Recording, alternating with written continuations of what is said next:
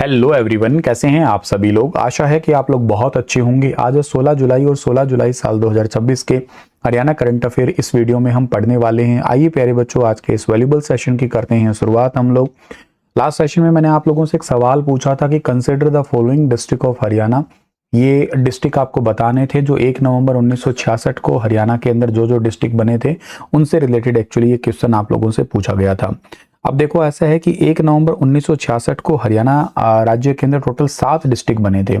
उन 7 डिस्ट्रिक्ट में से महेंद्रगढ़ भी शामिल था, बिल्कुल फरीदाबाद शामिल नहीं था क्योंकि ये 1979 को बना है। सिरसा भी शामिल नहीं था क्योंकि ये 1975 को बना है। हिसार शामिल था हाँ, ये बात सही है, हिसार शामिल था। तो पहला और चौथा ऑप्शन जो है ना इसके अंदर आपके पास में ठीक रहेगा। डी ऑप्शन बिल्कुल परफेक्ट है यहाँ पे। आगे बढ़ते हैं हम लोग। अच्छा, आप लोगों के लिए एक छोटी सी अच्छी बात है। आप लोग बहुत दिनों से मुझे कह रहे थे कि सर हमें हरियाणा जीके और साइंस का कॉम्बो चाहिए, क्योंकि अपने कई सारे बैचेज हैं उनमें जैसे लाइक सीईटी मेंस का द्रोणाचार्य बैच है, पर उसमें बहुत सारे सब्जेक्ट हैं। इंश्योरेंस है, रोड सेफ्टी है, या रूरल मार्केटिंग है। कुछ ये सब्जेक्ट्स हैं जो सीईटी मेंस के एस्पिरेंट है उन्हीं के लिए ही है, बट बाकी कुछ बच्चे हैं जो उसको नहीं प्रिपेयर करना चाहते। सी ग्रुप के लिए है, या पुलिस का अलग बैच है, कंप्यूटर का किसी बैचेज में है। तो ये कॉम्बो आपके आने वाले एग्जाम के लिए बहुत इंपॉर्टेंट कॉम्बो होगा। अगर आप लोग प्रिपरेशन करना चाहते हैं हरियाणा जीके की और साइंस की, ये 2 सब्जेक्ट मुझसे पढ़ना चाहते हैं आप लोग, बाकी वो बैचेज हैं उनमें बाकी सभी सब्जेक्ट्स मैंने पढ़ा ही रखे हैं। ये सब्जेक्ट्स में आप लोगों के लिए हरियाणा टॉपर बैच है, ये अभी लॉन्च करने जा रहे हैं। 22 जुलाई को दोपहर 12 बजे इसकी क्लास स्टार्ट होने वाली है। इस बैच के अंदर मैं आपको थोड़ा ब्रीफ में बता देता हूं कि क्या पढ़ाने वाला हूं मैं आपको। इसके अंदर मैं पूरी हरियाणा जीके पढ़ाऊंगा, जिसमें हिस्ट्री है, पॉलिटी है, ज्योग्राफी है, करंट अफेयर इसके अंदर रहने वाले हैं, इकोनॉमी हिस्सा रहेगा, हरियाणा का इकोनॉमिक सर्वे रहने वाला है। करंट अफेयर आपको इसमें साल 2024 के मिलेंगे, 2025 के मिलेंगे, 2026 के टिल अपडेटेड डेट तक आपको मिलते रहेंगे। बाइलिंगुअल कंटेंट रहेगा, पीडीएफ इसमें आपको मिलेगी, बाइलिंगुअल मिलेगा, 100% डेटा। लाइव सेशन रहेंगे इसके अंदर। कुछ क्लासेस अगर नीड हुई या कोई इमरजेंसी हुई तो मैं रिकॉर्ड करके अपडेट कर दूंगा, अदरवाइज मोस्टली सेशन कोशिश करूंगा कि आप लोगों को मैं लाइव प्रोवाइड करूं। और इसके साथ साथ जो है ना इसमें आपको ये साइंस के जो है ना ये हैंड रिटन नोट्स आपको मिलने वाले हैं। बायोलॉजी है, फिजिक्स है, केमिस्ट्री है, बहुत इंपॉर्टेंट प्रीवियस ईयर जो बेस्ड डेटा आपको यहाँ पे देने वाला हूँ मैं। और इसमें एमसीक्यू आपको देखने को मिलेंगे, आप उनके टेस्ट सीरीज जो है ना टेस्ट लगा सकते हो। कहने का मतलब एमसीक्यू आपको हरियाणा जीके, पूरी Haryana GK topic wise bilingual PDF आपको मिलेगी। हर क्वेश्चन का साथ में एक्सप्लेनेशन भी रहेगा। तकरीबन 1,500 से ज़्यादा क्वेश्चन आपको यहाँ पे मैं प्रोवाइड करूँगा पूरी हरियाणा जीके को। ऐसे ही आपको साइंस के जो इंपॉर्टेंट एनसीईआरटी के एमसीक्यू है वो भी इसमें रहेंगे। ये बैच आपका 22 जून से पहले आप लेते हैं तो 499 रुपये का रहेगा। अब तक का सबसे कम रुपए का बैच होने वाला है ये मेरा लाइव सेशन जो रहेगा इसके अंदर। बाद में ये आप लोग बैच लेते हैं तो 999 का आप लोगों को बाद में देखने को मिलेगा ये बैच। सो पहले 100 स्टूडेंट्स के लिए है एक्चुअली ये 499 का, उसके बाद में अगले 100 के लिए 799 का है, और फाइनल बैच का प्राइस जो है ना वो है इसका 999 का। तो आप ये बैच ज्वाइन कर सकते हैं, 22 जुलाई से पहले ज्वाइन कर सकते हैं, और बहुत ही अच्छा कंटेंट आप लोगों को इसमें मिलेगा। सभी एग्जाम चाहे हरियाणा स्क्रीनिंग एग्जाम आप देना चाहते हैं, Haryana CET, Haryana C group, D group, HPSC exam आप लोग देना चाहते हैं, उसके लेवल की हरियाणा जीके, उसमें सब डेटा आपको देखने को मिलेगा। खूब मजा आएगा आपको पढ़ के, उम्मीद करता हूँ। और के साथ साथ आपका कंटेंट स्पेशली बहुत अच्छा मिलेगा, चाहे जितने भी मिनट पढ़ाऊंगा टू द पॉइंट आपको कंटेंट मिलेगा। बाइलिंगुअल पीडीएफ आपको मिलेगी यहाँ पे, ठीक है। कुछ और जानकारी चाहिए तो स्टार IQ एप्लीकेशन पे जाना है, यहाँ पे आपको बैच मिल जाएगा। और गूगल प्ले स्टोर पे और iOS पे आप सुनील बिश्नोई नाम से एप्लीकेशन है। वेबसाइट भी है www.stariqeducation.com। अगर आप कंप्यूटर में देखना चाहते हैं तो कंप्यूटर में भी लाइव और रिकॉर्डेड दोनों फॉर्म में ही क्लासेस रहेंगी आपकी। आप देखना चाहें तो दोनों में ही देख सकते हैं। पीडीएफ आप प्रिंट निकाल सकते हैं, आपके फोन में आपको पीडीएफ मिल जाएगी। स्वर्गीय नंद किशोर गोयनिका की याद में अग्रोहा में बनने वाले प्रस्तावित यूनिवर्सिटी का निर्माण कितनी भूमि पर किया जाएगा? तो ये किया जाने वाला है 32 एकड़ जमीन पे किया जाएगा, ध्यान रखना आप लोग। और एक्चुअली जो है ना ये बनने वाली है 100 करोड़ रुपए की लागत से अग्रोहा में एक यूनिवर्सिटी बनने वाली है नंद किशोर गोयनिका जी की याद में। हाल ही में इनका देहांत हुआ है। इनके सुभाष चंद्रा इनके बेटे हैं, जो कि एसएल ग्रुप के चेयरमैन भी है और पूर्व राज्यसभा सांसद भी रह चुके हैं। हिसार के आदमपुर में इनका आदमपुर का एक गांव है सदलपुर। 28 सितंबर 1930 को इनका जन्म हुआ था। अनाज मंडी में इन्होंने आड़ती के रूप में काम स्टार्ट किया था। राष्ट्रीय स्वयंसेवक संघ से लंबे समय तक जुड़े रहे हैं, कई पदों पे भी रहे हैं। हिसार में अग्रवा धाम के संस्थापक भी रहे हैं, श्रमदान तक किया यहाँ पे। हिसार और हरियाणा की कई सामाजिक और धार्मिक संस्थाओं से भी जुड़े हुए हैं, ये रहे थे मतलब। रणवीर दांगी ने अभी हाल ही में पिछले सीजन में एमसीसी जो क्रिकेट क्लब है उसके फाउंडेशन हब की ओर से खेलते हुए कितने रन बनाए थे? टोटल 114 रन बनाए थे। एक्चुअली इनको 100 से ज्यादा रन बनाने के लिए एक इनाम दिया जाता है, उसका नाम है क्या? Young achiever award. Very important है, लॉर्ड्स क्रिकेट मैदान पे इनको यंग अचीवर अवार्ड मिला है। एमसीसी के अध्यक्ष एड स्मिथ ने इनको जो है ना ये इनाम दिया है। 100 से ज्यादा रन बनाए जाते हैं और 5 विकेट इन्होंने हासिल किए हैं। रणवीर दांगी इस पुरस्कार के लिए चुने गए 17 स्कूली छात्रों में से शामिल हैं और अभी 2005 में लंदन चले गए थे ये, और रोहतक से संबंधित है वैसे मूल रूप से ये। एमसीसी का हेडक्वार्टर जो है ना लॉर्ड्स क्रिकेट ग्राउंड लंदन में है, इसको क्रिकेट का घर भी कहते हैं। ये क्वेश्चन एक्चुअली एसएससी सीजीएल का क्वेश्चन आ रखा है पहले, और इसी को ही देखते हुए मैंने इसको एक करंट अफेयर के रूप में आज शामिल किया है। चलिए आगे बढ़ते हैं। तो हरियाणा में एयर क्वालिटी कंट्रोल प्रोजेक्ट के तहत कितनी इलेक्ट्रिक बसें जो है ना संचालित की जाएंगी? तो टोटल इलेक्ट्रिक बसें संचालित की जाएगी 500 इलेक्ट्रिक बसें जो है ना संचालित की जाएगी। ऑप्शन नंबर 3 वाला बिल्कुल ठीक रहेगा। अब राज्य की वर्तमान हरियाणा इलेक्ट्रिक वाहन नीति 2022 और 2027 तक लागू है। उद्योग एवं वाणिज्य मंत्री राव नरवीर सिंह ने ई वाहन नीति की समीक्षा बैठक की अध्यक्षता की है। इलेक्ट्रिक दोपहिया तिपहिया कार और टाटा मैजिक जैसे ई वाहनों पर मिलने वाली सरकारी सब्सिडी सीधे लाभार्थियों को देने की व्यवस्था की जाएगी। हरियाणा की ई वाहन नीति में दिल्ली की ई वाहन नीति की तर्ज पर संशोधन किए गए हैं। नीति में बदलाव करते समय विशेष रूप से गुरुग्राम और फरीदाबाद की प्रदूषण संबंधी आवश्यकताओं को भी ध्यान में रखा जाएगा।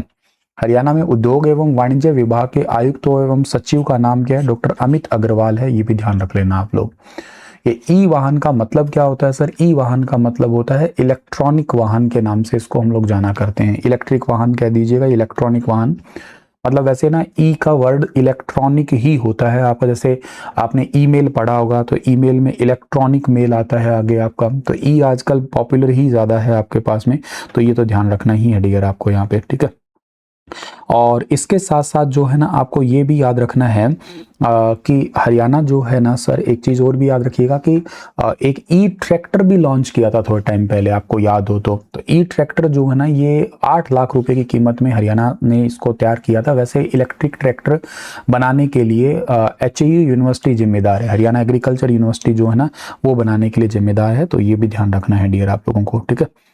और इसके साथ साथ जो है ना आपको अगला जो सवाल आपके पास में रहने वाला है वो क्या रहेगा सर? अगला सवाल ये है आपके पास में यहाँ पे कि रघुविंदर मलिक ने हरियाणा की संस्कृति एवं पारंपरिक विरासत को संरक्षित करने का संकल्प किस वर्ष में लिया था?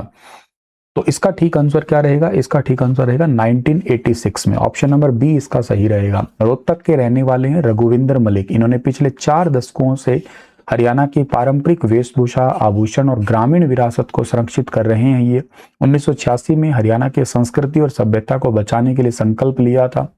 इनके संग्रह में लगभग 100 साल से पुराने हरियाणवी परिधान सुरक्षित है आज। महिलाओं के पारंपरिक परिधान में कुर्ता दामन, घाघरी, ओढ़नी ये सब शामिल है। इनके पास पुरुषों के पुराने कुर्ते और बच्चों के पारंपरिक कपड़े भी मौजूद है। संग्रह में तकरीबन 200 साल पुरानी ऐतिहासिक वस्तुएं भी है। इन पुरानी वस्तुओं में कृषि औजार और प्राचीन कृषि यंत्र, घरेलू बर्तन और ग्रामीण जीवन से संबंधित वस्तुएं भी शामिल है। रघुविंदर मलिक ने हरियाणा के गांव-गांव जाके पुराने कपड़े, आभूषण, कृषि उपकरण और घरेलू वस्तुएं इकट्ठी की है। इनके पास आज हरियाणा का सबसे बड़ा पारंपरिक आभूषणों का एक संग्रह भी है, जिसमें छेलकड़े आभूषण हो गया, कंडी हो गई या कड़ी जिसको कह देते हैं, झांझर हो गए। ये आप लोग किताबों में या अपने पेपर के लिए आप तैयारी करते हैं, पढ़ते हैं, इनके पास में रियलिटी में है। ये 100 साल पुराना आभूषण का रखने का बॉक्स भी इनके पास में है। 2006 से प्रदर्शनियों के माध्यम से लोगों को हरियाणा की पुरानी परंपराओं और जीवन शैली से परिचित भी करवा रहे हैं। ये हरियाणा की लोक कला एवं संस्कृति को बढ़ावा देने के लिए इनको 2 बार सम्मानित भी किया जा चुका है। इनके सांस्कृतिक संरक्षण की कार्य की सराहना पूर्व राष्ट्रपति डॉक्टर APJ अब्दुल कलाम और रक्षा मंत्री राजनाथ सिंह भी कर चुके हैं। ये काफ़ी इंटरेस्टिंग बात है ये। और आपको जैसे ऐसे आपको आभूषण, जैसे ये कपड़े थे पहले के टाइम पे, इस टाइप के ये कड़ी वगैरह जो ना, हालांकि ये तो आज भी बहुत सारी महिलाएं पहनती है। मैंने थोड़े टाइम पहले देखी थी, एक बस में मैं ट्रेवल कर रहा था, तब मैंने देखा था एक महिला के पहनी हुई थी। तो पर इतनी भारी अभी नहीं पहनी जाती है। आजकल तो लड़कियों के एंकलेट पहनी जाती है, पतली सी वो। ये काफ़ी भारी है, मतलब इतनी आजकल पाजे पायल हल्के हल्के होने लगे।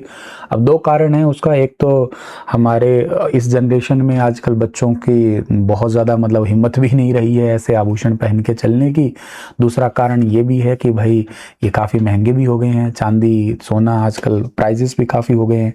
तीसरे कारण सिक्योरिटी इशू के भी हैं आजकल। खैर कई सारे रीजंस है, पर पहले के आभूषण देख के भी अच्छा लगता है। आर्ट एंड कल्चर का वेरी इंपॉर्टेंट टॉपिक है वैसे ये वाला। आप इसको याद भी करना इस सवाल को भी, और के साथ साथ इस टॉपिक को पढ़ लेना, कौन सा आभूषण कहाँ कहाँ पहना जाता है। अच्छा, पिछले क्वेश्चन में मुझे एक छोटा सा सवाल और याद आया है। एक क्वेश्चन पूछा जा सकता है, Haryana state pollution control board, इसका फुल फॉर्म भी एक बार पेपर में आया था, HSPCB, Haryana state pollution control board. ये बना कब था? तो इसको याद रखना, 19 सितंबर को बना था। ये 1974 को बना था, 1974 को बना था। और इसका एक्ट कौन सा था सर? इसका एक्ट का नाम था वाटर एक्ट था एक्चुअली। इसको आप शॉर्ट फॉर्म में वाटर याद कर सकते हैं, पूरा तो नाम था water prevention and control of pollution के नाम से जानते हैं इसको हम लोग। इसका हेडक्वार्टर भी आप मुझसे पूछो कहाँ पे सर, इसका हेडक्वार्टर हरियाणा के अंदर पंचकुला में पड़ता है। क्यों बनाया था सर वैसे ये वाटर पॉल्यूशन को कंट्रोल करने के लिए, एयर क्वालिटी इंडेक्स उसको सुधारने के लिए। वैसे एयर एक्ट जो था ना, वो कौन सा था सर? एयर एक्ट 1981 के बाद जो है ना, इसको बेसिकली सारी जिम्मेदारी दी गई थी। तो राज्य में जितने भी एनवायरनमेंट से संबंधित या एनवायरनमेंट को प्रोटेक्ट करने से संबंधित जो है ना कानून जितने भी बनाए जाएंगे, तो वो बेसिकली इसके अंदर ही आते हैं आपके पास में। ये ध्यान रखना है डियर। और इसके अलावा आप लोगों को और भी याद रखना है कि जितने भी उद्योग हैं, मतलब जितने भी राज्य के अंदर इंडस्ट्रीज हैं, उनको CTE देता है। ये CTE का मतलब होता है कंसेंट टू स्टेबलाइज, कि आप एक इस पॉल्यूशन, जैसे मान लेते हैं कोई इंडस्ट्री हो कितना पॉल्यूशन करने वाली है, तो उस लेवल को वो पहले से बताएंगे, और अगर वो बेसिकली लिमिट के अंदर ही होगा तो उनको CTE दे देते हैं ये, यानी कि कंसेंट टू स्टेबलाइज। अच्छा, चलते समय कई बार क्या होता है कि पॉल्यूशन वो लिमिट से ज़्यादा करते हैं, तो उनको टाइम टू टाइम ये चेक भी करता है, फिर ये CTO देता है। CTO का मतलब होता है कंसेंट टू ऑपरेट। तो ये सारी जारी करने का काम इनका ही है। अच्छा, वैसे एक सवाल और याद आ गया मुझे, हरियाणा में जो एनवायरमेंट कोर्ट है, स्पेशल एनवायरमेंट कोर्ट जो है ना सर, वो कहाँ पे है? तो स्पेशल एनवायरमेंट कोर्ट पहले जो है ना हरियाणा में, मतलब अभी भी दो ही है, पहले भी दो ही थी, पर पहले एक तो हुआ करती थी फरीदाबाद, एक होती थी हिसार में।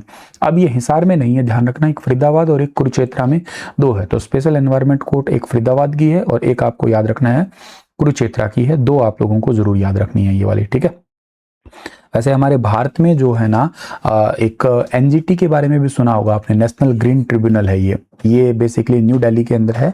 एक प्रिंसिपल बेंच कह सकते हो आप लोग। ये हरियाणा की सुनवाई जहाँ जब भी होती है ना, तो NGT की प्रिंसिपल बेंच में हो जाती है मोस्ट ऑफ द टाइम। तो खैर चलो आगे बढ़ते हैं। अगला सवाल आपके पास में कौन सा रहने वाला है कि world para athletes grand prix athletes championship 2026 में 1500 मीटर दौड़ में हरियाणा के कुलदीप सिंह ने कौन सा मेडल जीता है?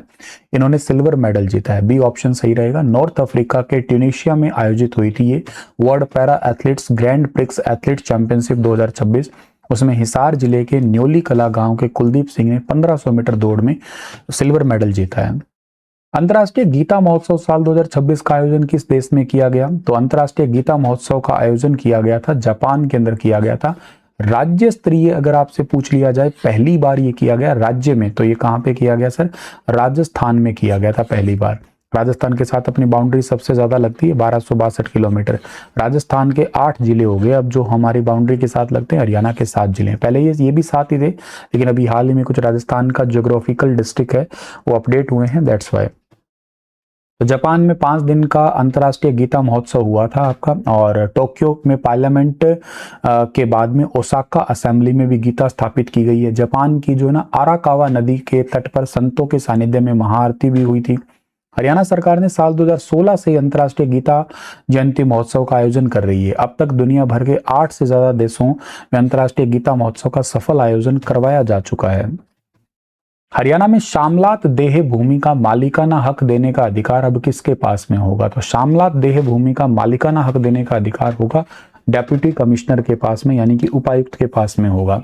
हरियाणा सरकार का जो शामलात देह भूमि है अब वो 31 मार्च 2004 या इससे पहले शामलात देह भूमि पर घर बनाकर रहने वाले पात्र लोगों को मालिकाना हक देने का अधिकार अब डीसी के पास होगा। पहले इस तरह के मामले जो है ना किसके पास जाते थे? वो जाते थे विकास एवं पंचायत डिपार्टमेंट के पास में, जो आपके ये ब्लॉक डेवलपमेंट पंचायत ऑफिसर्स वगैरह है या इनके निदेशक होते थे विकास एवं पंचायत डिपार्टमेंट के, उनकी मंजूरी चाहिए होती थी। अब डीसी के हाथ में ही होगा ये। एशियाई रिले चैंपियनशिप 2026 में हरियाणा की तमन्ना ने भारतीय महिला 4x100 मीटर रिले टीम में कौन सा पदक जीता है? इन्होंने गोल्ड मेडल जीता है, ए ऑप्शन सही रहेगा। चीन के अंदर एक चैंपियनशिप हुई थी शाओ कियांगसिंग, तो शाओ कियांगसिंग में जो चैंपियनशिप हुई थी उसके अंदर इन्होंने 4x100 मीटर रिले टीम में 43.85 सेकंड का सीजन बेस्ट समय निकाल के गोल्ड मेडल जीता। इस जीत में हरियाणा के जींद जिले की 21 साल की धाविका तमन्ना ने शुरुआती स्टार्टर के रूप में भूमिका निभाई थी। आज का सेशन इतना ही है। कैसा लगा आपको सेशन बताइए जरूर। हंसते रहना, मुस्कुराते रहना। और आप लोगों के लिए एक सवाल छोड़ के जा रहा हूं, consider the following pairs of chief minister and number of terms. कौन कौन से मुख्यमंत्री कितनी कितनी बार रहे हैं बताना। समझदारी से इसका सही जवाब देना। डिटेल लिख सको तो डिटेल लिख देना आप लोग, ठीक है। सभी प्यारे बच्चों को राधे राधे। और हाँ, फाइनली एक बार फिर बता रहा हूँ आप लोगों को कि अपना नया बैच है हरियाणा टॉपर बैच। टॉपर बनने के लिए इस बैच में आप लोग एनरोल कर सकते हैं अगर आप सीरियस एस्पिरेंट है, अच्छे तरीके से हरियाणा जीके और साइंस को पढ़ना चाहते हैं तो, ठीक है। Thank you.